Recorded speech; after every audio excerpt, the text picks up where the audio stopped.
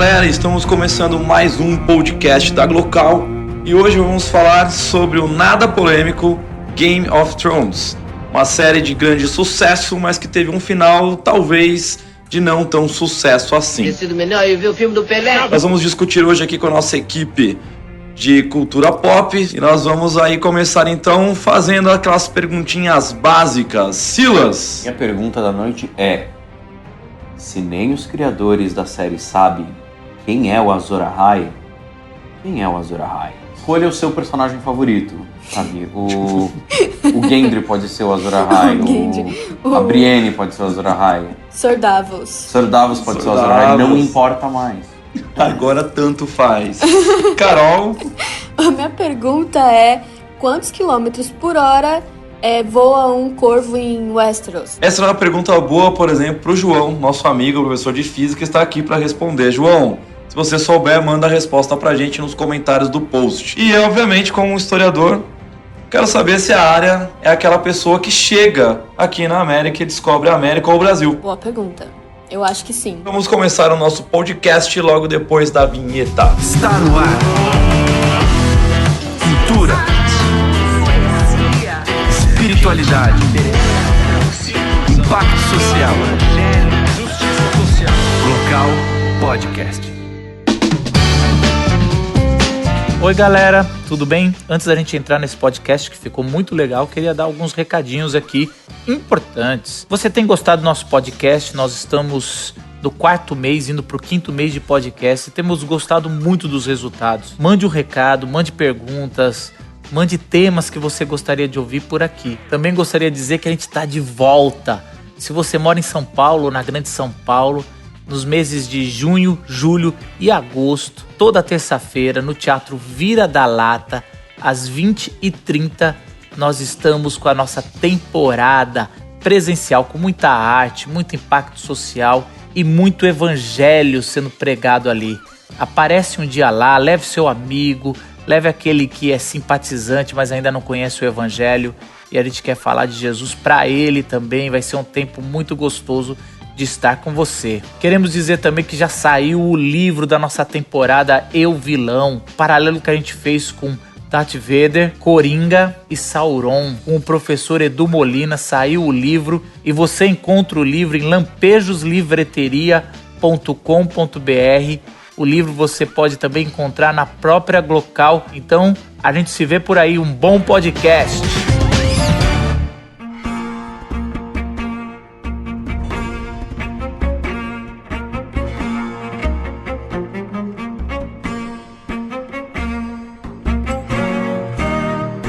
Só um assunto que tem dado muita polêmica é essa última temporada.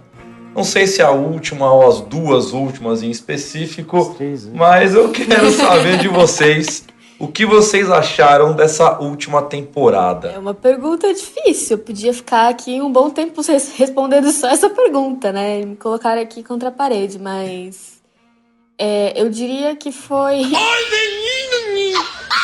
Olha que eu não tava esperando muita coisa, mas foi ok, assim.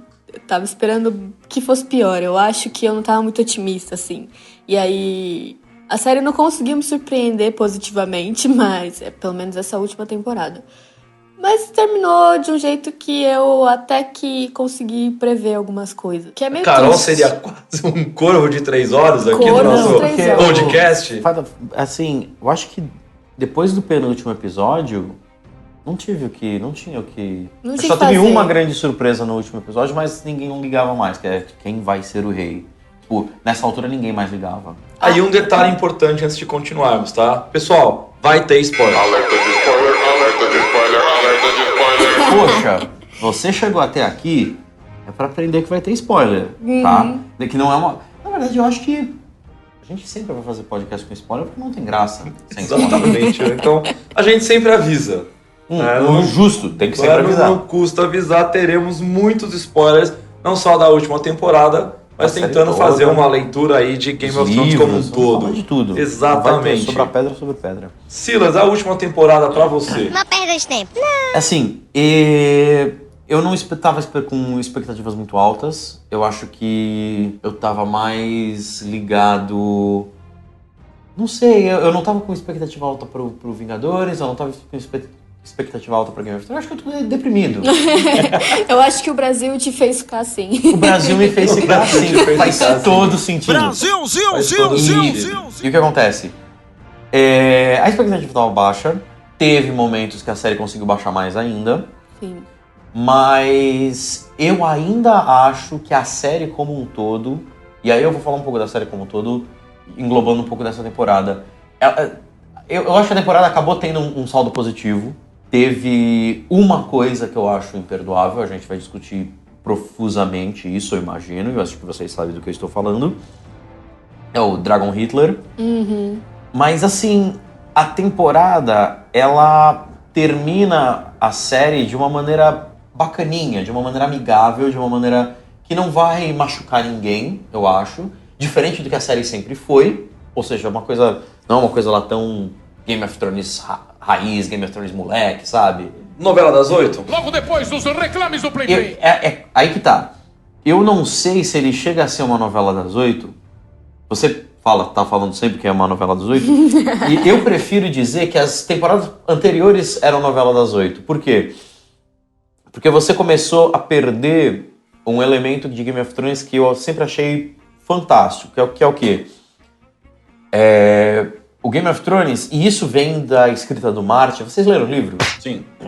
Não terminei de ler os livros ainda, mas já Bem, sei os ninguém é spoilers. perfeito, sabe? Não só isso, tô brincando, tipo... Desculpa. Não, brincadeira, tipo, os livros tem gente que acha chato mesmo e tem gente que é denso, gigantesco, Sim. Desnecessariamente gigantesco. Uhum. Principalmente o 3.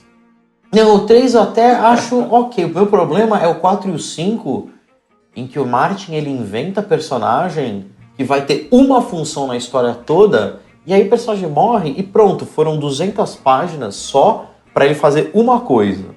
Inclusive a versão brasileira, a primeira edição da versão brasileira do 5º livro veio com um capítulo faltando. Eu comprei, aí a editora mandou não só um livro novo, como um capítulo em PDF pra você. E era o capítulo desse personagem que não fez nada. Não fez diferença nenhuma. Nenhuma. Olha que ele é tão importante que eu até esqueci de te mandar esse capítulo. Exato. Isso, precisa, exatamente. Mais ou menos isso. Então, a série sempre seguiu uma linha muito interessante de narrativa do Martin, que é o quê? Do George Martin, que é o escritor, que é o quê? Um personagem, ele dá um passo, ele vai perder uma perna por causa desse passo. O que eu quero dizer? Ele vai pagar por qualquer avanço que ele tiver. E ele sempre foi muito forte nesse aspecto. Você vê, quando um personagem ele alcança uma coisa que ele queria, ele paga muito caro por isso. De maneira que isso faz com que você tema qualquer avanço da série. Não só a morte de personagem. Mas, por exemplo, um personagem faz uma coisa legal, positiva, boa, ele sofre alguma coisa. Morre alguém da família dele. O Jaime, quando ele... Primeiro ato de decência da vida dele, provavelmente ele perde a mão assim que faz. Isso também pra você dizer assim, os personagens, a série, ela segue uma lógica muito clara. Se você faz uma atitude burra, você vai morrer. Não é, sabe, é o darwinismo, não é a sobrevivência do mais forte, nem a do mais adaptável, é a sobrevivência do que pensa nas coisas. Eu acho que um grande exemplo disso é o próprio Casamento Vermelho. Por exemplo. A escolha do Robb Stark em seguir o coração dele, apaixonado, Isso, jovem. E não foi inteligente, ele estava no meio de uma guerra, Mesma ele precisava coisa. fazer alianças. Mesma coisa, quase todo mundo que morreu, tirando um elemento, que a gente também, especialmente você historiador, a gente vai falar disso, que são os dragões. O dragão é bomba atômica nesse aspecto. Tirando os dragões, ninguém, de certo ponto de vista, até mesmo com os dragões, porque a Daenerys também perdeu muito, aliás, perdeu tudo pra ganhar os dragões, isso é interessante. Mas o próprio Ned Stark fez besteira, morreu. Fez besteira, morreu. Aí nas últimas temporadas o que acontece? Fez besteira, a Daenerys vem te salvar. Fez besteira, bota a o Gendry... Melisandre aparece. Bota o Gendry pra correr 20 quilômetros pra avisar alguém, e ele corre. E ele avisa e vem salvar, e alguém vem salvar. Então, isso quebra muito aquele aspecto... O aspecto, sabe, do drama bom, de uma dramática, de conflito bom, de uma série que te prende. Dracarys. Depois de muito ler na internet sobre as coisas que aconteceram, especialmente aquele artigo que a Carol mandou pra mim, você entende um pouco de por que os escritores, os criadores da série fizeram essas decisões que parecem ser burras e estapafúrdias, e talvez até sejam. Eu acho que foi justamente por causa deste artigo específico que eu li que as minhas expectativas foram lá pra baixo.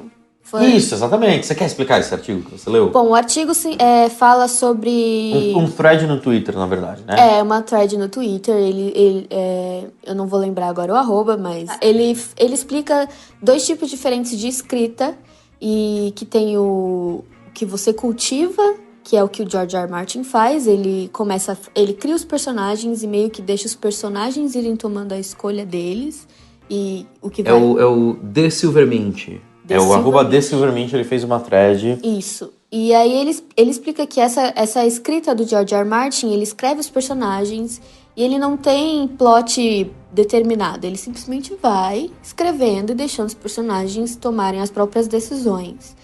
O que cria personagens magníficos, o que cria uma série magnífica com diálogos maravilhosos e com uma complexidade gigante, que foi o que a gente viu no começo de Game of Thrones. E a segunda forma de escrita é a que tem os plots já determinados e você só vai costurando entre eles. Isso, você cria eu chamo de a escrita de fluxo e a escrita de plot. A escrita de fluxo, por exemplo, o escritor mais famoso de fluxo do mundo é o Stephen King. O Stephen King, literalmente, ele senta na cadeira e fala: e se um carro quisesse matar pessoas? E ele começa a escrever. Começa a escrever 5 horas por dia, sem parar, sem fazer mais nada, só escrevendo. Ele levanta, pega o livro dele, enterra num cemitério indígena, pega de volta meses depois. É o Stephen King.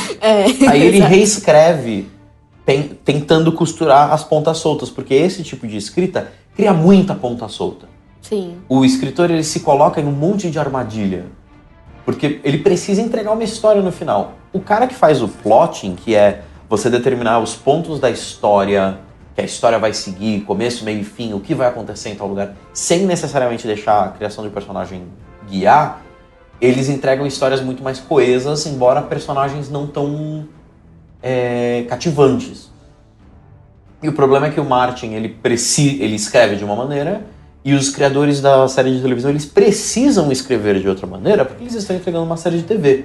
Não dá pra ser o fluxo louco. Quando a gente pensa nisso, a gente entende que o que eles tinham na mão era uma missão impossível de terminar uma série complexa e gigante e Cheia sucesso de mundial. Um monte de coisa. Cheia de teorias, assim, a gente tinha teoria em cada pedrinha que cada personagem tropeçava no meio do caminho. E, assim, era uma missão impossível ter que entregar um final pra isso. O que o cara fala no thread, eu achei muito legal, é que assim que a série passou o livro, eles olharam para quanto tempo de série eles ainda tinham, e eles falaram: gente, a gente precisa chegar naquele final, que eu imagino ser um final bem semelhante com o que o Martin tenha contado para eles do livro, e falado: a série precisa chegar lá, só que a gente não tem o tempo de 2 livros intermináveis que o Martin vai ter para fazer isso. A gente tem, 13 episódios. A gente tem 13 horas de televisão para fazer um monte de acerto. Então o que eles começaram a fazer? Curvas bruscas. E aí a gente começa a sentir essas curvas bruscas e chama de roteiro ruim. Não deixa de ser roteiro ruim, porque o Deus Ex Machina que começa a acontecer lá, de dragão vem e salva e não sei o quê, e começa a quebrar toda a linguagem que a série ensinou pra gente, a série deixa de usar.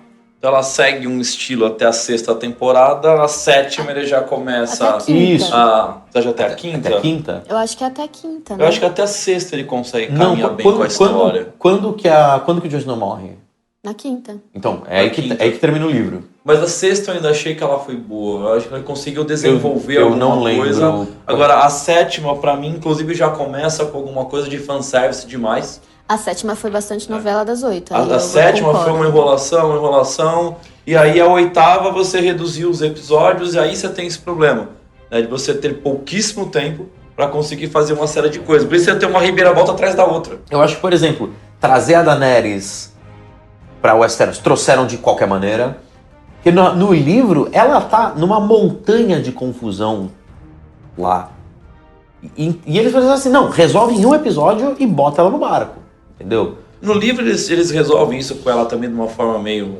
Não, eles não resolveram ainda. Porque o quinto livro, ele termina... É com o dragão levando ela embora? Não, o Não, dragão... isso é não- de Mirim. Ela foge do Isso, do exato. É time. verdade. O dragão, Verdade. o dragão leva ela e na série, no livro, o dragão aterrissa com ela do lado de um calazar gigante que ela não tinha visto, que nem na série. É Verdade, igualzinho, verdade. sim. Igualzinho, o livro acaba aí, o quinto livro, quinto acaba, livro aí, acaba aí. e com o Jon Snow morrendo. Dracarys. E aí, os caras eles precisam resolver esse sinuca imensa. Então assim, eu não consigo necessariamente culpar eles tanto por isso. Eu culpo eles por uma direção de roteiro, direção no sentido de direção mesmo, tipo norte, sul, leste, oeste, não é direção cinematográfica. Porque a direção cinematográfica, pra mim, tirando o episódio da Longa Noite, que aí não é um problema de direção, eu acho que é um problema de pós-produção, tava muito escuro, todo mundo reclamou. Ao resto dos episódios, a direção é muito, muito boa. Até o episódio polêmico em que a Daenerys vira casaca, mata todo mundo. Aquele episódio foi lindo É visualmente muito bem falando. dirigido. O problema é que é uma direção excelente dos personagens fazendo uma coisa imbecil atrás da outra. Coisas que eles deveriam tomar, decisões que eles deveriam ter tomado, sim, porém Sim, sem... porém a gente não tem a gente não tem Sem a lógica. carne Que no você hambúrguer. tem, né? Faltou um Spock na hora de escrever o roteiro. Falta um Spock pra escrever Porque o nessa roteiro. última Eu gosto dessa menina. Isso talvez é uma indireta que nós precisamos fazer um Precisamos, podcast claro, sobre Star Trek. Oh, talvez... Mas, então essa última temporada, você tem 6 episódios e cada episódio é uma reviravolta atrás da outra. Você não consegue trabalhar com os personagens. Tirando o segundo... Tirando o primeiro. O segundo episódio, pra mim, foi o melhor episódio dessa temporada. Eu gostei também muito amei dele. demais. o- Foi o mais Game of Thrones de Eu toda acho a que o temporada. segundo episódio, ele tem... Eu concordo e discordo um pouco disso, porque assim, o segundo episódio, apesar dele ter o que provavelmente todo mundo vai concordar que é a melhor cena da temporada, que é a Brienne sendo Sim, a cavaleira. virando cavaleira, que todo mundo adorou, eu achei espetacular, sensacional, os atores estão maravilhosos. Gwendoline, parabéns, eu te amo, me nota. Não acontece tanta coisa assim, Não. em termos de mover a história pra frente. Ele é um episódio parado. O que eu gosto é que parece que a eminência da morte traz um lado humano que você não tinha visto nos isso é muito personagens até interessante, então. porque você vê a Isso Arya, eu gosto muito. A Arya vai lá e tem o sexo dela, que você transa com o Gendry. A Brienne tem aquele momento... É um momento de humanidade do Jaime, de qual o verbo disso? Consagrar. Né? Consagrar. Sagrar. Eu tô fazendo um sinalzinho de judo chop aqui. Porque eu não quero dizer cavalar a ninja. pessoa, porque isso Ela é muito estava zoado. sagrando Sagrando a cavaleiro. Nossa, Eu já li tanto isso em nível de história que não é tanto a questão de ser poeta. No caso é competência mesmo, expertise no assunto. Vai nessa. Aquela decisão, já vamos entrar na decisão da Daenerys, que é o problema. Vamos, que é o grande A problema. decisão do da último Daenerys, episódio. ela é muito Game of Thrones. Ela é uma virada muito Game of Thrones, só que você precisa estar muito sincronizado com a cabeça da Daenerys. Faltou vender que E ela ela- tinha que tomar aquela decisão. E, na Faltou verdade- a gente acreditar que Isso, ela exatamente. ia tomar aquela É decisão. aí onde eu quero chegar. Porque o livro, isso todo mundo tá falando, que o livro e a série estavam tentando dizer pra gente que essa era a direção onde ela ia chegar. Tanto que tem um monte de gente usando um monte de cenas da série, em que tem um monte de gente que aponta pra Daenerys e fala, olha, essa menina é perigosa, essa menina é perigosa. Só que você apontar pro final não é a mesma coisa de chegar no final. Desenvolvimento de personagem é diferente de um foreshadowing, de uma referência que você faz ao seu próprio futuro. Então, ela não foi desenvolvida para isso. Ela era uma personagem, até agora, ela era uma personagem empática. Ela era uma personagem que estava descendo passo a passo numa Ela tinha um certo nível de sensatez nas escolhas dela. Tinha, mas o que eu quero dizer é que assim, ela tem mostrado sensatez. Nos últimos episódios, ela tem mostrado desespero. Ah, sim. Porque ela tá ela precisa conquistar um povo que é estranho, Ela tem um ciúme tremendo do Jon Snow, assim, aquele ciúme no sentido de que... É mais ciúmes do trono do do que trono, do isso. Ela tem um ciúme do trono. Tem uma inveja que o Jon Snow tem uma chance melhor. Ele assim, tem um carisma natural. Não só isso, mas ele é o herdeiro.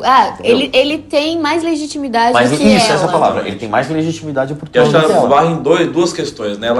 Ele ter mais legitimidade e ele ser um cara completamente amado por todos por e ela todos não lá no norte, conseguir isso. Que é um grande problema deles terem ido pro norte. Porque se ela fosse pro sul, ela ia ver que ninguém sabe quem é o Jon Snow. Sim. Mas aí, de você passar disso pra genocídio, É um é um salto um pouco grande. muito grande. Então, assim, independente do fato de, não, ela era uma Targaryen, ela vai fazer a mesma coisa. E a série queria que a gente entendesse que ela virou uma vilã terrível. Quando o dragão tá destruindo tudo, você vê explosões de fogo verde. É uma referência ao pai dela. Que ele deixou enterrado na cidade. Que ele deixou enterrado porque ele queria explodir. Então, eles estão fazendo uma ligação com o Rei Louco. E aí, tem uma ligação bem mundo real, que é meio... Poxa, gente, vocês estão exagerando um pouco. Que é quando o Grey Worm, quando o Verme Cinzento começa a executar os soldados Lannister. Isso é uma coisa que chama muito atenção. Ele tá fazendo a exata imagem do Estado Islâmico matando gente. Eles estão brincando com o nosso imaginário em falar, essa galera, ela é moralmente alinhada a terrorista, você vê a cidade destruída, as pessoas cheias de cinza, que é uma imagem pós-11 de setembro, uma ameaça externa, inimaginável e voadora veio destruir todos os nossos prédios, todos os nossos palácios, todos os nossos símbolos de poder. E uma coisa que me chamou a atenção no 11 de setembro, e aí da exploração, inclusive, da questão, é que esse episódio, a quantidade de crianças que foram filmadas no meio dessa desgraça toda foi absurda. Isso é uma coisa que me chamou muita atenção, óbvio. É quando você quer chocar, você coloca uma criança. Posso falar uma coisa? A minha crítica à série nessa temporada em específico, que já fizeram com o Jon na temporada passada, mas que me incomodou muito é ver que eles exageraram algumas coisas, assim, visualmente falando. Por exemplo, eles exageraram demais, tanto na Batalha de Winterfell, quanto agora nesse episódio que a Daenerys bota fogo em tudo, se a Arya ia ficar viva ou não. Então, ela quase morreu uma vez, aí não morreu. Aí, de novo, ela quase morreu outra vez, aí não morreu de novo. E aí fica essa brincadeira e a gente achando que a pessoa ia ter um papel importante, porque ficam tentando matar ela e ela sobrevive o tempo todo. E na Batalha de Winterfell até teve o papel principal, no caso, mas o que ela fez depois? Aliás, a Batalha de Winterfell, pra mim... ali foi aquela coisa de você, sei lá, de não querer matar personagens. Porque se é um episódio, como o Silas falou, mais raiz de Game of Thrones, talvez o núcleo ali da Brienne, o Jaime, a galera tinha morrido todo mundo. Porque então, assim... eu acho que faltou morrer alguém. O Sam caiu umas 10 vezes, o Tarly, né? Caiu umas 10 vezes e levantou. assim, o próprio Jorah, ele devia ter morrido lá quando ele foi junto com os Dothraki. Assim, tinha personagens que eles precisavam ainda completar certos arcos. E depois que eu vi... Assim, depois que eu vi o último episódio, um monte de coisa encaixou na minha cabeça do que eles estavam realmente querendo. Não gostei, necessariamente, de todas essas coisas, mas eu pelo menos entendi aquela direção. Então, por exemplo, o Tarly é um que realmente eu não via muita função nele, é mais um floreio. Mas, por exemplo, o Tyrion ele ainda tinha um arco a resolver, o Jaime ele tinha um arco a resolver, eu acho que a Brienne tinha um arco a resolver, um pouquinho, mas tinha. De resto, você tem muito personagem secundário que realmente não morreu. Mas assim, agora que eu vi o final, eu olho pra trás e lembro, eu não tenho tanta gana assim. Na hora que eu vi, eu falei, pô, esse foi meio... Porque a gente tá acostumado àquele negócio do Game of Thrones. Você consegue uma vitória, você paga caro por isso. A única pessoa que pagou caro ali foi a Daenerys mesmo, que o maior amigo dela lá morreu. E depois a Missandei. Não, mas isso foi depois. Falando lá da Batalha de Winterfell. Tipo, eles conseguem uma vitória muito grande e ninguém morre. Só o Sir... Só o Sir Jorah de importante ali. Morre o bode da... Eu esqueci o nome dele, cara. Da Patrulha da Noite. Isso. Morre a menina a Mormont, a menina. Lyanna Mormont. e mais ninguém. Mas o problema não é... Ah, o Beric Dondarrion. O Beric morre A também. Melisandre, né, no final. A Melisandre também. morre também no final. Mas assim, o problema não é, deixaram de morrer. O problema é, a gente deixou de perceber que foi custoso. Porque, na verdade, não foi, sabe? Foi uma vitória 20 no dado, sabe? A Arya chega lá com a faca, pô, acabou mesmo. Game over pro inimigo, tipo, vitória. Então, parece fácil, leva a gente a entender que foi fácil, sabe? Logo depois, o exército todo volta a ficar de boa. A gente ainda tem dragão para dar e vender. A ponto de que...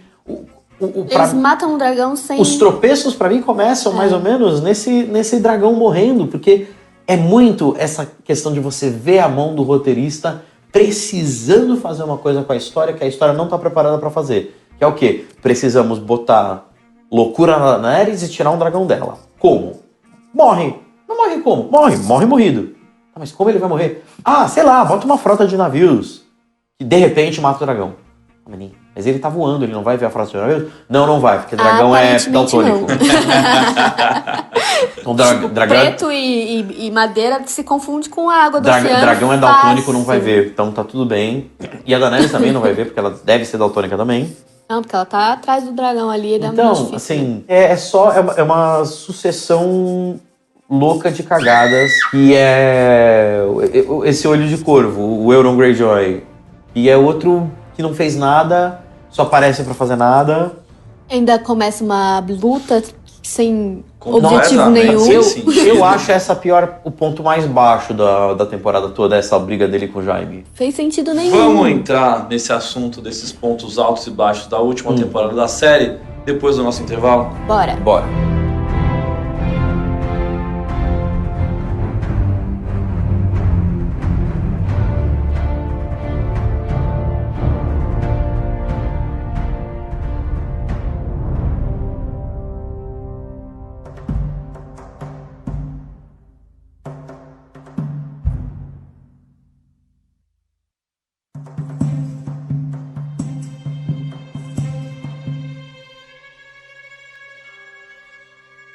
Pois é, até agora o papo tá bom. Falamos bastante dessa última temporada, as questões de roteiro, até algumas coisas boas, né, que olhando agora nós conseguimos perceber, né, que nem tudo foi ruim. Não, de maneira nenhuma. Provavelmente quem tá ouvindo não vai concordar muito com isso, né, mas tudo bem, você pode deixar os seus comentários aqui Por no favor. nosso post, deixa os comentários e a gente, não sei se a gente vai ler ou não, mas enfim, você pode participar com a gente a partir desses comentários, dos seus likes, dos seus compartilhamentos. Silas, você estava falando sobre a série. Uma visão geral sobre a série, não somente sobre a última temporada. Tá, olhando Game of Thrones como a série, e aqui eu vou tentar separar do livro. Deixa eu fazer uma pergunta antes. Então pergunta antes. Já vou jogar para você essa bucha aí. Dá pra colocar Game of Thrones como uma das maiores séries de todos os tempos? Eu acho que pra fazer certas declarações você precisa de tempo. Eu acho que a gente precisa esperar ver como a gente vai lembrar dela. Eu acho que hoje, em termos de quanta gente ela movimentou, eu acho que é. Mas eu prefiro esperar uns 5 anos pra olhar pra trás e ver como a gente lembra. Porque, por exemplo... Normalmente o Silas espera 10. Ele foi só 5, bastante hein? diplomata nessa resposta agora. Eu queria parabenizar. Não, porque, por exemplo, eu olho pra Lost. Lost, pra mim, é uma das maiores séries de todos os tempos. Mas o final é uma droga, etc, etc. Mas a série teve 500 episódios. E ela marca a cultura de uma forma que... Ela marca a cultura, sabe? É Mudou... Indiscutível. Game of Thrones, eu acho que, respondendo de uma maneira mais assertiva, dá pra falar que Game of Thrones, que é indiscutível que Game of Thrones mudou a cultura pop, sabe? A quantidade de gente que chamou filha de Khaleesi, de Daenerys, e se arrependeu agora. Agora se arrependeu. Vai entrar com recurso ao mudar o nome da filha. Vai ter que mudar o nominho lá no cartório. Mas sabe, criou meme, não só meme, mas assim, criou meme no sentido original da palavra meme, criou memória na vida das pessoas, sabe? Todo mundo acompanhou essa série. Os personagens eram amados, os personagens eram odiados, todos os personagens tinham fãs, sabe? Acho até que o Theon Greyjoy devia ter algum fã. Eu acho que Game of Thrones foi a Avenida Brasil, né, âmbito mundial. A Avenida Brasil foi uma novela que ninguém Eu ia conseguiu perguntar escapar. o que era a Avenida Brasil. Obrigado, Carol. Olha... Eu também não assisti. Não, eu não assisti, mas assim, você não tinha como escapar Não, do sim, assunto. todo mundo ouviu falar. Exatamente. A minha esposa, ela não gosta de Game of Thrones. E ela tá super feliz que acabou, porque vão parar de falar de Game of Thrones. Demora um pouco, eu É acho. o boicote tradicional tradicional que da as minha nossas esposas têm feito. E então, assim, eu não sei se a gente pode chamar de clássico. Eu tava vendo uma discussão na internet. Não vou chamar o Game of Thrones de clássico da fantasia. Mas tinha alguém falando assim, não pode chamar de clássico porque Game of Thrones não chega perto de Senhor dos Anéis ou de outras coisas, assim. Primeiro, eu não acho comparação saudável nunca. Nenhuma. Segundo, impactou tanto a cultura e tanto o gênero, sabe? Qualquer coisa que for feito nesse gênero de capa-espada, fantasia, medievalismo, até alguma coisa realista, porém medieval histórica, vai ser comparado com Game of Thrones. Às vezes mais com Game of Thrones do que com Senhor dos Anéis, que como você falou, Game of Thrones tem muito mais um pé no chão. O Game of Thrones, ele consegue usar a fantasia do mesmo jeito que séries ou obras muito boas de ficção científica, por exemplo, usam a ficção científica. Star Trek é um exemplo muito bom. Porque Star Trek está sempre falando sobre o que a gente vive hoje. Game of Thrones é outra época, de outro universo, que está falando sobre o que a gente é hoje. Por isso que a gente se importa tanto. Porque a gente olha aquilo e vê problemas muito mais políticos no sentido do Game of Thrones, já que ela trata de política de uma maneira muito mais respeitosa e eloquente e articulada. A gente começa a ver problemas no mundo da política que lembram a gente do nosso mundo. Então a gente vê o que é você dar poder para alguém que não é confiável com poder, sabe? E o Game of Thrones, ele usa isso de uma maneira muito legal. Ao mesmo tempo que está usando fantasia, ele está usando esse lado realista. O Martin, ele fala uma coisa que eu acho muito legal. Ele ama Senhor dos Anéis, adora Senhor dos Anéis. Mas ele fala assim, eu sempre terminava de ler Senhor dos Anéis e eu ficava me perguntando, agora que vai ser um rei bom, qual vai ser a política de impostos dele? Ele vai caçar todos os outros orcs e cometer um genocídio matando cada um dos orcs em volta? Ele pensava nessas coisas. Não quer dizer que saiu do universo da fantasia. Até porque a fantasia foi crescendo até se tornar inegável no Game of Thrones. Por isso que não dá pra você fazer uma comparação. Isso, não, na verdade é por vários outros motivos que não dá. Eu acho que cada obra é cada obra. Até porque o tom dela é muito menos... Você vai comparar diretamente com O Senhor dos Anéis. O Senhor dos Anéis é muito mais um épico mitológico do que o Game of Thrones, que quer ser quase que um tratado sobre política, na verdade. Que essa é uma das coisas que chama muita atenção em Game of Thrones. O jogo dos tronos é o jogo do poder. Você discute política o tempo inteiro. Do primeiro episódio da primeira temporada até o último episódio da última temporada. Todos os episódios você discute isso. Seja a política numa esfera de poder, pensando em governo, governos tiranos, governos totalitários. Você tem, em poucos momentos, mas você tem um Ned Stark como mão do rei, que é um cara digno de caráter, um cara que preza por essa política mais pura, mais sensata, mais correta, né? E você passa por as várias nuances políticas, né? Nuances de Maquiavel, de Hobbes, de Locke. Você consegue fazer discussões absurdas ali com a série a partir disso. Dracarys. Você consegue até, um certo ponto, você consegue até falar sobre fé, eu acredito. Apesar de não ser... As pessoas acusam o Martin de ser muito nihilista, e ele fala, eu não sou nihilista. Quem me chama de nihilista tá errando o que eu tô fazendo com a minha obra. De maneira que... porque a série, ela fala muito de fé em alguma coisa. Você tem poucos personagens que não têm fé em nada, por exemplo. Um dos personagens mais perigosos da série, assim, no sentido de... Perigosos como?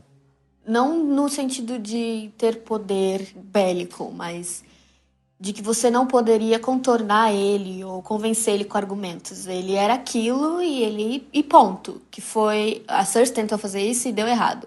Que foi o Alto Pardal. Ele era um cara de fé que largou tudo, né, entre aspas, que ele Ele decidiu viver de forma humilde pela fé dele e as pessoas tentaram usar essa pureza, digamos assim. A manipular ele. Tentar manipular ele e deu bastante errado, assim. Porque, por exemplo, é uma boa comparação entre ele e é que ele tem uma fé bem clássica, digamos assim. Mas, por exemplo, eu falo no sentido da Brienne, por exemplo. A Brienne, ela tem fé em um conceito de justiça. E ela não desvia desse conceito de justiça. Em contrapartida, você tem... Uma justiça associada ao empenho da palavra, né? Isso, eu diria. Ela é lealista, sabe, o lawful good do Dungeons & Dragons. Ela tem esse lado lawful de que ela tem fé num sistema de códigos morais. E que nem todo mundo nessa série tem esse tipo de fé, mas é, na verdade, o contrário do que eu acabei de dizer. Quase todos eles têm. Você precisa ir muito longe, você precisa procurar muito para achar um personagem que não acredita em absolutamente nada, como, por exemplo, o Clegane, o cão. O cão é um cara que ele nunca acreditou em nada. E no momento que ele começou a acreditar em alguma coisa, acontece uma tragédia e ele larga a mão, ele larga a esperança, volta a ser o cara ranzinza. Tanto que esse é o problema, pra mim é o problema do arco dele, que parece que ele chega num lugar onde ele estava curado de todo o trauma dele, e a série puxa o seu tapete e fala, não, ele não está curado, ele vai se matar por nada, porque ele tem a gana de matar o irmão dele. Foi outro problema, o arco dele é tão legal, mesmo com a desilusão dele, ele tava num nível eu acho que ele tava num nível pessoal em que ele podia se libertar daquilo, e eu achava que ele estava caminhando para se libertar daquilo, sabe? Eu achava que eles iam fazer uma luta entre ele e o irmão, mas que ia ser muito mais um negócio dele protegendo a área, ou dele conseguindo algum objetivo externo, mas aí eu acho que a série acha que é uma série nihilista. Aliás, é muito surpreendente até porque o Tyrion é um cara de fé, nesse sentido. Ele tem fé... Na lógica, na ordem, sabe? Que na nem... política. Na política, exatamente. O próprio Varys é um cara muito bacana nesse sentido, porque o Varys, tudo que ele faz é pelo reino. É por quem não tá podendo opinar ali no conselho. É por essas pessoas. E o Varys deixa isso claro o tempo inteiro, Isso, né? ele fala, não é governante, ele faz o que for preciso pelo reino. Isso, porque é muito louco você pensar que o Varys, ele serviu o Rei Louco, ele serviu... O Robert, ele serviu o Joffrey, ele serviu todo mundo, Cersei, e ele ia servir o próximo rei, ele ia continuar servindo. Isso é muito interessante nesse sentido de que, sabe, fé não é só uma coisa, como você disse muito bem com o Pardal, não é só uma coisa religiosa, é uma coisa que eles criam construtos para o que acreditar. E é interessante você ver que a cosmologia religiosa da série tem os 7 aspectos de Deus. Eu acho que é uma paráfrase ou uma caricatura do catolicismo, onde você tem 7 faces de um Deus, e cada uma dessas faces você pode achar um personagem que se alinha àquilo. Então, por exemplo, a Arya, ela se alinha ao Deus da Morte, ao Estranho. O próprio Tyrion, eu lembro dele falando que nos livros ele se alinha muito com o Estranho, por ele ser uma pessoa deformada no conceito que eles têm no conceito que eles têm de pessoas da série. A série consegue ser sobre fé. E pra mim, uma série que consegue falar de tantos assuntos assim, de uma maneira que faz você pensar, é uma série que atingiu um objetivo bacana. Dracarys. Isso é legal, porque é uma mania que a gente tem, às vezes, de querer estabelecer essas comparações, né? Inclusive fora de propósito. Você quer comparar uma série como essa com Breaking Bad, você comparar uma série como essa, como Lost, com o próprio Senhor dos Anéis, você esquece da essência daquilo que é proposto na discussão da série. Isso, exatamente. Quando você tem essa visão, por exemplo, desse recorte de fé, você tem a questão, né, do Pardal, que é uma fé, mas é uma fé muito religiosa. Aliás, o Pardal, eles escolheram um ator idêntico ao Papa Francisco. É hilário isso. O Jonathan Pryce, que é um grande ator britânico. E foi sensacional, né? Ele foi um dos meus personagens favoritos na série. Ele foi um líder ali dessa religião. E é legal porque ele tece uma crítica à religião.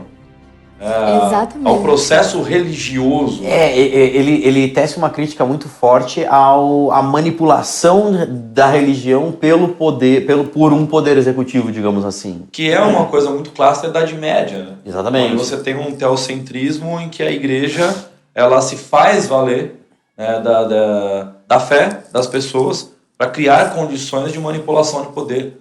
Então você tem esse desgaste, né, do quanto a fé, quando ela é mal utilizada, ela traz um prejuízo para quem a segue. Sim, porque na verdade, e aí eu acho que vai depender muito do seu amor por determinados personagens, mas tem muita gente, e eu entendo bastante, tem muita gente que antagonizou muito com o Pardal por causa de homofobia. Porque ele tem alguns personagens que ele condena por uma questão de Relações homoafetivas. De relações homoafetivas, exatamente. E então, assim... O Tyrell, né? Se eu não me engano, o Tyrell, ele também... É que ele ali, chega um momento que ele tá acusando todo mundo de tudo. Tipo, você é por isso, a Marge é por isso. Mas eu acho que no livro isso fica muito mais aparente. É que no livro a gente ainda não chegou num fim, e eu não sei se vai ser um fim como a Cersei explodindo a igreja, que pra mim também é uma baita de uma virada brusca, sabe? Tipo, temos todo esse problema, precisamos resolver. Como? Explode. Tá pegando fogo, bicho! Ele tem bomba, explode. Vamos, explodiu, acabou. Essa virada brusca realmente foi brusca, agora que eu parei pra pensar, mas fez sentido a Cersei ter tomado essa decisão. Fez. Então. Super fez. Só que aquela coisa, eu achei fácil. Já tava naquela hora fácil. Por quê? Porque a série ainda tenta te convencer que ela perdeu alguma coisa por isso, que foi o último filho dela. Uhum. Mas ela não liga pro filho morto. Ela... seu filho pulou da janela. Dane-se, eu sou rainha. Inclusive, essas atitudes que ela tem até o final... até o final, literalmente, que me incomodaram com o choro dela, com ela tá tipo, ai meu Deus, meu filho, tô grávida, não sei o quê. Aquela não era a Cersei que eu conhecia a série inteira. Mas enfim. Aquela que a gente até comentou, né? A falta de tempo, de você não ter como estender, como, sei lá, né? Enfim, você acaba tendo que apressar alguns arcos. Isso tudo é interessante, e quando a gente começa a pensar nessas relações todas com o Evangelho, você consegue ver o quanto do Evangelho tem nessa série. Inclusive, eu acho que tem bastante... na verdade, o que mais me pega, o que mais me chama a atenção na série, o que mais me prendeu a assistir, é o fato de que não existe 100% mocinho ou 100% vilão. Ou pelo menos não existia. A série é a melhor quando ela não tem herói e não tem vilão. Os melhores momentos de Game of Thrones é quando não tem herói. Eu li você falando que a série tinha um herói e um vilão. Isso, exatamente. Eu acho que Ned Stark. A série teve um herói que ele era totalmente bom e teve um vilão que ele era totalmente ruim. E são os dois personagens que menos importavam, que é o Rei da Noite. Uhum. O Rei da Noite é um personagem que importa tão pouco no que a série é. Porque a série é uma série de política, uma série de relacionamento entre personagens. O Rei da Noite, ele é uma ameaça externa, ele é um meteoro, sabe? Ele é uma ameaça externa sem personalidade, sem... A única agência dele é perigo. Ele tem tanta agência quanto o inverno, por exemplo. O grande tchan da série o inverno pode durar uma década, milhões vão morrer. Então, chegando o inverno, todo mundo começa a ficar louco pra sentar no trono. O Rei da Noite, ele tem essa mesma coisa. Tá vindo uma coisa ruim, essa coisa é ameaçadora, temos que tomar cuidado com isso. E mais nada, sabe? Ele é uma maneira dos outros personagens reagirem. Ele é uma força que faz todo mundo em volta reagir. O Ned, ele é um herói. Digamos assim, em termos estritamente morais. Eu não tô falando em termos necessariamente narrativos, porque em termos narrativos, se a gente for falar assim de quem é o protagonista da série, tem 12, 15 protagonistas. Assim como os livros, inclusive. Mas o Ned, ele é o ponto focal moral, porque o Ned é honra acima de tudo, sabe? Mas assim, eu acho que até o Ned é construído de uma maneira que ele não é 100% perfeito, 100% moral. Porque, algumas coisas ele fez. Ele tinha um bastardo, então, sendo filho dele ou não, ele já tinha assumido esse risco de ter essa mancha, digamos assim, no histórico da pessoa honrosa que ele era. Mas ele era homem, então, né? Porque assim, Eu não acho que tem uma... Tipo, deve ter muito poucas pessoas que olharam pra aquilo e falaram, sim, claro, o super filho dele. No começo. A Cat. Sim, a Cat foi provavelmente a única que acreditou. Mas tem outras coisas, por exemplo, o fato dele ter mentido sobre o Jon Snow é uma coisa... Tudo bem que tem a ver com a palavra dele com a Lyanna, Então, e o Ned é um homem honroso, não sei o quê. Tudo que o Ned Mas faz... sabe, o defeito dele, a defeito dele mentira... é burro. É burro, cara, que loucura. Sim, burro, ingênuo. Mas tem uma mentira que ele contou simplesmente por vergonha. Que foi como ele derrotou o... Quando ele derrotou lá o cara das 12 espadas. Isso, que foi pelas costas. Foi a única mentira que ele realmente contou e que ele podia não ter falado. Concordo, mas ainda assim é muito fraco, especialmente para se você comparar com quão cinza todos os outros personagens da série são. Não, com certeza, ele é o mais próximo do que a gente entende. Eu gosto de pensar no Ned muitas vezes como uma figura de um Davi. Quando eu olho para essa questão de ser um cara que tem as suas falhas, mas ele tem um caráter que é honrado. E ele procura fazer aquilo que é correto. Mas Davi deu umas mancadas bem maior que o ele Ned deu, Stark. mas ele não deixou de ser... O Ned ainda sai melhor da fita. Mas o Davi não deixa de ser um cara segundo o coração de Deus pelas mancadas que ele faz. Não, sim. Então é nesse ponto que eu... Não deixa, a Bíblia coloca isso. Deu uma mexida aqui. Torceu o nariz. Eu interpreto essas colocações assim... Vamos colocar dessa forma. Davi era segundo o coração de Deus. Quando? Então, a vida de Davi não é segundo o coração de Deus. Não. Ele passa por uma transformação. Ele passa por uma transformação. E essa transformação de aceitar, inclusive, os erros dele, de reconhecer os erros e de procurar caminhar na direção de Deus, que faz ele ter um coração igual ao ser chamado de um homem segundo o coração de Deus. Porque e isso é um paralelo interessante com a série, num sentido de olhar para a própria trajetória. Porque eu acho que o Tyrion... O Jaime é um exemplo muito legal, até o final da série acabar com a trajetória dele. Eu ia falar isso agora, porque o Jaime é uma pessoa que a gente odeia no começo. Ele empurrou o Bran da torre porque ele viu... Porque o Bran viu ele com a irmã. Não tem perdão pra um cara que... A primeira coisa que a gente pensa é vilão. Ele é horrível. E aí, ele tem uma trajetória que você vê, que você começa a conhecer ele, de verdade. Ele não é só a relação dele com a irmã, ele não é só as coisas horríveis que ele fez. Ele tem, às vezes, um motivo por ter feito coisas horríveis. Se são o suficiente pra ter feito elas ou não. Não, sim. Mas porque assim, ele é o exemplo perfeito disso. A gente passa a gostar do Jaime ao decorrer da série. Passa a torcer pro Jaime. Passa a torcer por ele. Passa a querer ele com a Brienne. O pessoal passa a querer shippar ele com a Brienne, que é uma das pessoas mais honrosas da série. E ele é uma das pessoas mais detestáveis. Aliás, esse chip pra mim foi muito fanservice, viu? Foi bastante. Eu achei meio... desnecessário. Meio estranho. Não achei que foi mal feito, porque eu acho assim, muito legal deles não terem sexualizado a Brienne como eles sexualizaram quase todas as outras mulheres da série. Mas ainda assim achei. Ok. Dracarys. O que é legal na construção da série é que ela mostra que são pessoas imperfeitas. Isso é uma coisa que é legal. E que essas pessoas, quando elas têm alguma situação, seja ela qual for, a perda de alguém, sei lá, uma decepção muito grande, quando elas se veem perdidas de alguma forma e tem alguma coisa que as impulsionam a querer fazer algo melhor, elas são motivadas a essa mudança. Assim, o que é muito bacana do Game of Thrones é porque a motivação ela é muito centrada no inverno, vamos colocar dessa forma. A motivação para alguém fazer alguma coisa é: o inverno está chegando e eu preciso cuidar do meu. Você tem pouco, e aí talvez seja, na minha opinião, uma conexão com a ideia da mensagem de Jesus, etc. Que eu acho uma conexão forte, que é a ideia de altruísmo. Que é a ideia assim, quem na série você consegue enxergar tendo uma perspectiva de altruísmo, de empatia, de o que eu estou fazendo não é só por mim, é pelos outros. Num sentido de que a série é sobre poderosos. Ela é sobre pessoas cuja vida é guiada pelo cuidado que ela tem com seus súditos, no mínimo. ou pela falta de cuidado que tem por os súditos. Você tem um rei 20 anos antes da série, manda queimar a própria cidade.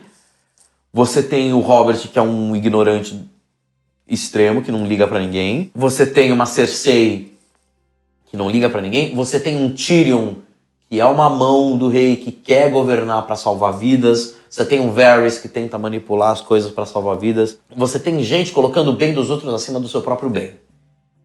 E você tem gente colocando... E eles fazem isso por uma construção intrínseca de... Não quero necessariamente usar a palavra empatia, mas, por exemplo, eu acho que o Tyrion apanhou tanto na vida que ele entende o que é você não ter nada.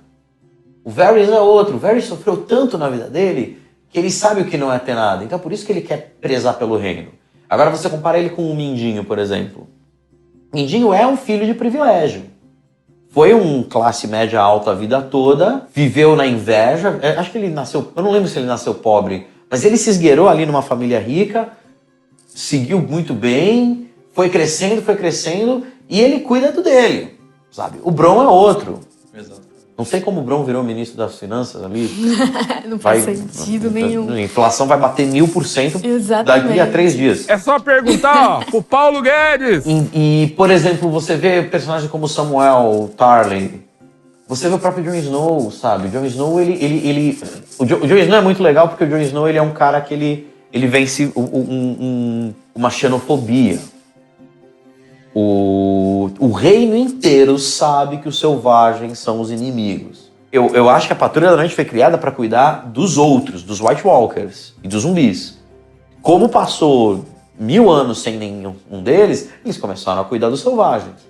Então criou-se essa ideia de que não, os selvagens são os inimigos, etc. A busca por um inimigo.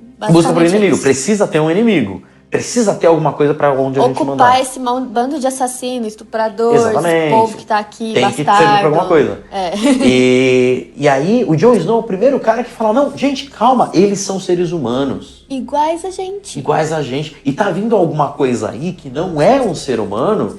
E aí você pode dizer, é o Rei da Noite, é o inverno, é o meteoro, é uma coisa maior do que a gente, que vai vir e não vai olhar cor, sexo, gênero, religião, idade, vai matar todo mundo e a gente só vai passar disso unido. Então, eu acho que quando a gente olha para esse tipo de pessoa, para esse tipo de personagem, entendendo como um exemplo, e aí a gente vê, nós temos diariamente coisas muito maiores do que a gente que não distinguem cor, sexo, raça, religião, etc, sabe? E que todo mundo precisa de algum tipo de ajuda, porque todo mundo vai enfrentar esse tipo de coisa. Enquanto tá todo mundo no seu reino, dentro do seu castelo, tá tudo bem. Mas quando chega uma coisa que destrói castelos? E aí é uma coisa que eu queria perguntar pra vocês. O altruísmo da Daenerys é crível ao longo da série? É que eu nunca vi ela como uma pessoa altruísta, assim. Eu vi... ela sempre teve o complexo de Messias. E isso tá claro. Então ela acredita que é a solução para as pessoas que estão sofrendo. Foi o que fez a feiticeira lá esfaquear o Khal Drogo no começo, que ela pensou que poderia salvar a mulher que já tinha sido torturada, estuprada várias vezes e que ela ia agradecer a Daenerys por isso, sabe? Então a Daenerys sempre teve esse complexo de Messias, de solução. Então eu não acho que... Eu nunca enxerguei a Daenerys como uma pessoa altruísta. Até porque ela sempre deixou claro a posição que ela queria ter. O Jon tem esse lado altruísta. Ele sabia das consequências que ele enfrentaria se ele deixasse os selvagens passarem, por exemplo. Sabia. E ele enfrentou do mesmo jeito. Ele morreu Agora, por isso. A Daenerys, a primeira coisa que ela fez quando escutou que o Jon era o cara que tinha mais legitimidade ao trono do que ela, foi tentar silenciar ele, entendeu? Mesmo que ela... E se ela pensasse, mas o Jon seria um cara melhor pro trono? Não tô dizendo que essa é a minha opinião. Mas e se ela pensasse nisso? Se ela visse Talvez como ali ele você teria um lidera. altruísmo. Exatamente. Não, mas aí você tem. Eu não tinha pensado nisso, você tem toda a razão. Não tem o menor cabimento ela ter esse tipo de pensamento. Não tem. Não é ela. O poder é dela. E ela quer tomar o poder para ela. E ela não vai dividir E ela com ele. acha. E o motivo dela, tipo, o que motiva ela a correr atrás desse poder é esse pensamento dela de que eu sou a solução. E assim, a série mostrou que ela foi a solução. Diversas vezes. Ela tinha o poder e Bomba ela atômica tinha... é bomba atômica. Exatamente. E ela solucionou algumas coisas. Ela libertou muita gente. Ela tem um exército enorme, não é à toa. Mas uma hora isso acaba, entendeu? Uma coisa que a gente sempre foi acostumado a ver nas atitudes dela, e aí talvez é uma concepção que talvez nós, como cristãos, nós precisamos muitas vezes nos desconstruirmos para entender isso. Você curte ela quando ela vai lá e manda matar os caras lá em Birmingham. Isso é bacana. Você acha legal, isso aí, tem que morrer mesmo. É a frase do Tyrion no último episódio, tipo, pô... Ela matou homens maus e a gente não ligou. Ela matou vários homens maus. Então, a morte como ferramenta é tudo legal enquanto estiver morrendo quem eu quero. Exatamente. Enquanto eu não gosto da pessoa, tudo bem. E aí a gente começa a cair naquela ideia, óbvio, guardadas as proporções, mas do que o bandido bom é bandido morto. A gente começa a achar que quando o cara ele é ruim, na nossa ótica do que é ruim, esse cara tem que morrer mesmo e temos que ter uma Daenerys pra sair tacando fogo em todo mundo. Sendo que a própria série mostra pra gente que nem todo mundo que a gente pensa que é 100% ruim é Exatamente, 100% ruim. porque a série trabalha essa discussão com ficou isso. Brasil demais, rápido demais. Enfim, Mas eu acho que é isso. E aí na hora que a Daenerys ela incendeia uma cidade cheia de inocentes, todo mundo fala, nossa, eu não esperava que ela fosse fazer isso. E aí é a ótica dela. Ali tudo bem, acho que é uma pirraça. É uma pirraça. Uma pirraça, não, vou queimar tudo pra mostrar É que eu não sou pirraça. fraca, porque a Cersei acha que eu sou fraca, então eu vou queimar todo mundo aqui pra mostrar que eu não sou fraca. Ela achou que colocando todo mundo pra dentro da fortaleza ela ia se salvar? Achou errado, otário. Isso aí é nada mais, nada menos que falta de informação. Exatamente. Tacou E aí, fogo em tudo. pensa numa outra coisa, eu tava assistindo em casa e olhando aquela cena, e eu fiquei pensando, ela não vai fazer isso com a cidade, mas seria legal se ela fosse em direção ao castelo e destruísse a Fortaleza Vermelha e ela, o dragão comesse a Cersei. Você fica pensando de novo, eu vou legitimar um ato dela, por quê? Porque a Cersei é a vilã, porque a Cersei é a inimiga. E aí eu fico pensando nesse paralelo cristão, né? Até onde é válido isso? Né? Porque Cristo não fez. Porque Cristo não incentivaria algo parecido com isso. Muito pelo contrário. Ele se entregou. Ele se entregou. Exatamente. Não tem... ele se entregou, ele se fez o vilão, ele pagou o preço. A morte não é solução pra Não nada. é, A morte pra é o nada. inimigo. E isso me preocupa nos dias de hoje, quando a gente olha, né, o quadro, como o Silas citou, né, o quadro que nós vemos no Brasil hoje. E não é só o Brasil de hoje, é o Brasil de anos, né, de uma política altamente corrupta, em que assim, tudo bem, né, vamos fazer o quê? Vamos matar, vamos legitimar o ato, vamos fazer... Então, pô, enquanto cristão... A maldade sempre vai ter legitimidade. Eu tava mostrando pra Alissa alguma coisa sobre alguma falcatrua que tava acontecendo no Brasil, e ela tava falando assim, cara... Pra quem não sabe, a Alissa, esposa do Silas, ela é americana. A Alissa nasceu nos Estados Unidos, mas é uma diferença, não é exatamente uma diferença, mas ela tava achando interessante como uma pessoa, quando ela é pega mentindo, como ela reage. Você nega até o máximo, não importa quão bem te pegaram na mentira, não importa o quão no erro você esteja, sabe? A gente tem uma ideia de certo e errado em que o certo sou eu desde sempre, sabe? A gente se convence disso. Se convence. E para mim, sabe, a terceira maior lição do cristianismo é: você está errado, ponto. Você sempre esteve errado e sempre vai estar errado. Pare de achar que você não está errado, sabe? Tem alguém que está certo e essa pessoa não é você. Pare de achar que a sua solução vai ser a melhor. Inclusive, Jesus, ele faz isso, né? Quando eu acho que é o jovem rico chega pra conversar com ele, chama ele de bom. E ele fala, não, Pera aí, epa. Tô de olho. bom é só Deus. Vamos deixar isso claro aqui, bom e perfeito, agradável, é só ele. Então, não tenta me bajular tentando... Isso, exatamente. É exatamente isso, né? Então é esse nosso conceito, e me preocupa sempre quando eu vejo, né, nós como cristãos, ou supostos cristãos, sendo coniventes, né, com A Daenerys. com a Daenerys, né, Com uma Daenerys. com as Daenerys, Com as Daenerys da vida, é isso. Da nossa vida, né, da nossa vida no mundo real. Que acha que vai ser super legal dar um dragão pra cada brasileiro. Exatamente. Que acha que é válido o teu discurso da sagrada família brasileira, sendo que você não dá a mínima pra sua família, sendo que você... Sendo que tá pegando o sobrinho. Exatamente. Então assim, você tem um conservadorismo, você tem um conservadorismo aparente, que cai na ideia do pardal, né? Aquela religiosidade aparente. Então eu tenho que fazer o que as pessoas têm que... eu tenho que mostrar aquilo que as pessoas querem ver. Mas na real eu ajo completamente de forma...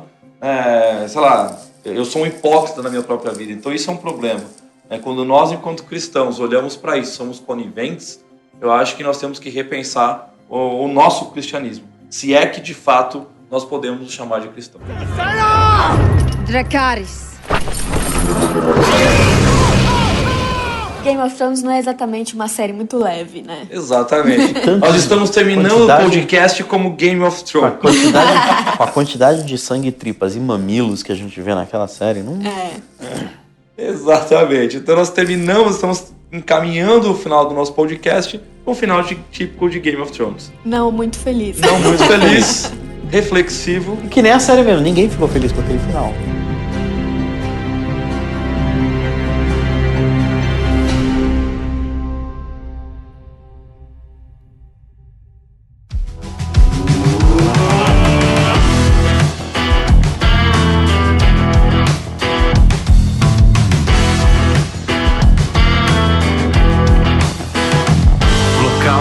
Podcast.